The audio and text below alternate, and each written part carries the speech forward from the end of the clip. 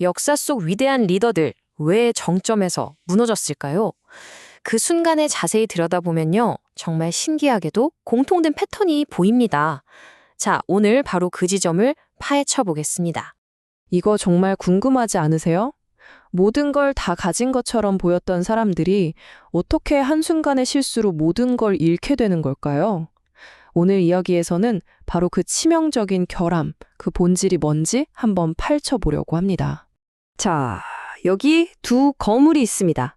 한 명은 이제 곧 천하를 통일할 것만 같았던 조조, 그리고 다른 한 명은 왕국의 운명을 걸고 싸우던 유비죠. 두 사람 모두 성공의 정점에 서 있었는데 바로 그 순간이 아이러니하게도 가장 위험한 순간이었습니다. 자, 첫 번째 이야기부터 시작해 볼까요? 바로 조조의 적벽 대전입니다. 이걸 그냥 전투에서 졌다 이렇게만 보면 안 돼요. 이건 승리에 취한 리더가 얼마나 쉽게 심리적인 함정에 빠지는지 보여주는 뭐랄까 완벽한 교과서 같은 사례거든요. 우리가 보통 소설 같은 데서 봐서 조조가 배를 쇠사슬로 묶은 게 결정적인 실수라고 생각하잖아요. 근데 사실 그게 아니에요. 그건 오히려 물살이 낯선 북방군인들을 위한 아주 합리적인 조치였어요.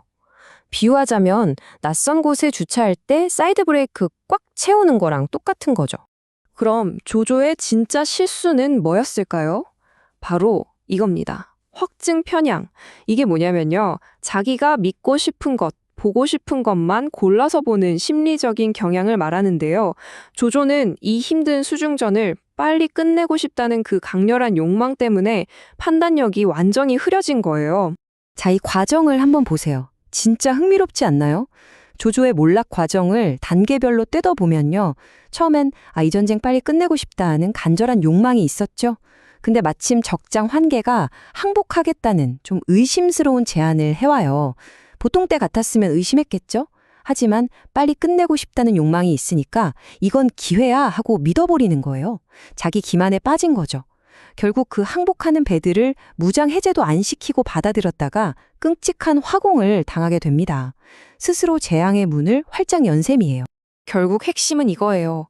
아무리 신중한 사람이라도 승리가 눈앞에 있다고 생각하는 순간 에이, 이번 한 번만 이라는 생각으로 위험한 도박을 하게 된다는 거죠.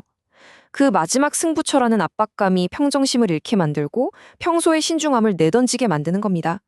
조조의 이 실패는 시대를 넘어 오늘날 우리에게도 정말 강력한 경고를 던져주고 있습니다. 자, 이제 두 번째 이야기로 넘어가 볼까요? 이번엔 유비의 이릉전전입니다. 흔히들 이걸 관우의 복수를 위한 전쟁이라고만 생각하는데 사실 그게 다가 아니에요.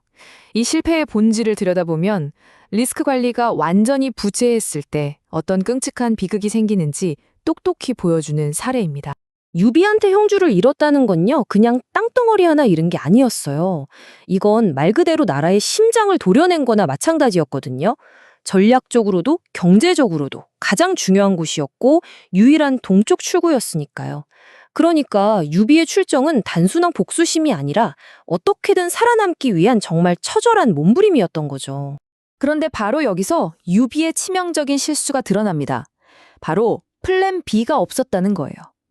이 작전의 핵심은 육군이 싸우는 동안 수군이 뒤에서 퇴로를 확보해주는 거였는데 그 수군을 이끌 장비가 갑자기 암살당해 버린 겁니다.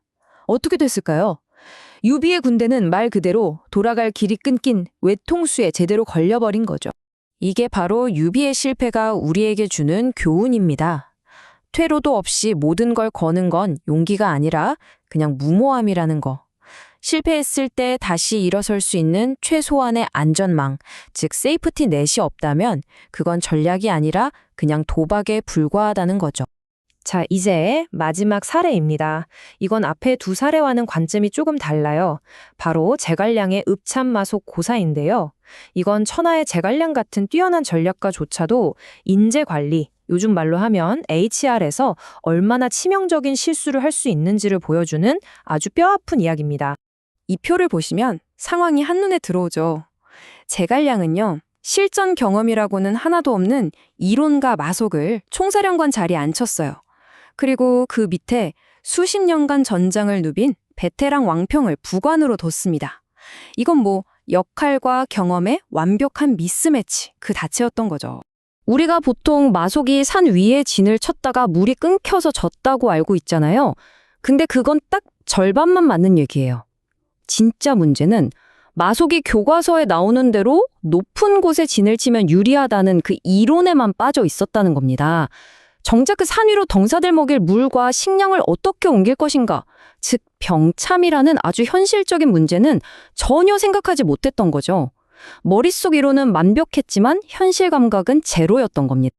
자, 지금까지 3가지 전설적인 실패 사례를 살펴봤습니다.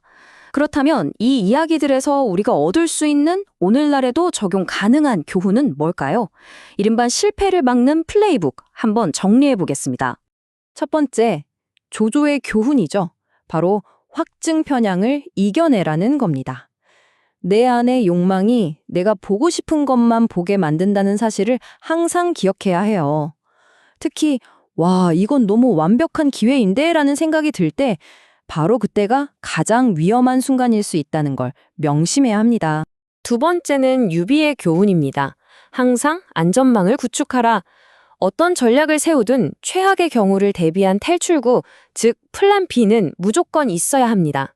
언제 모든 걸 걸어야 하고 또 언제 손실을 인정하고 물러서야 하는지 그 손절의 선을 아는 것, 그게 바로 진짜 리더의 역량이죠. 그리고 세 번째, 제갈량의 교훈입니다. 과업에 맞는 경험을 배치하라. 적재적소라는 말이 괜히 있는 게 아니죠. 아무리 똑똑하고 뛰어난 인재라도 경험이 전혀 없는 분야에 던져놓으면 제 능력을 발휘할 수가 없습니다. 그 역할에 딱 맞는 경험을 가진 사람을 찾아 앉히는 것, 이게 리더의 가장 중요한 책임 중 하나라는 걸 잊지 말아야 합니다. 오늘 우리는 3명의 위대한 영웅을 통해서 리더십의 치명적인 결함들을 살펴봤습니다. 자, 마지막으로 이 질문을 한번 던져보고 싶네요. 여러분 주위의 리더들에게서 혹은 어쩌면 나 자신에게서 오늘 이야기한 이 치명적인 결함 중 어떤 모습을 가장 자주 발견하시나요? 역사는 멀리 있는 게 아니라 어쩌면 지금도 우리 곁에서 반복되고 있는지도 모릅니다.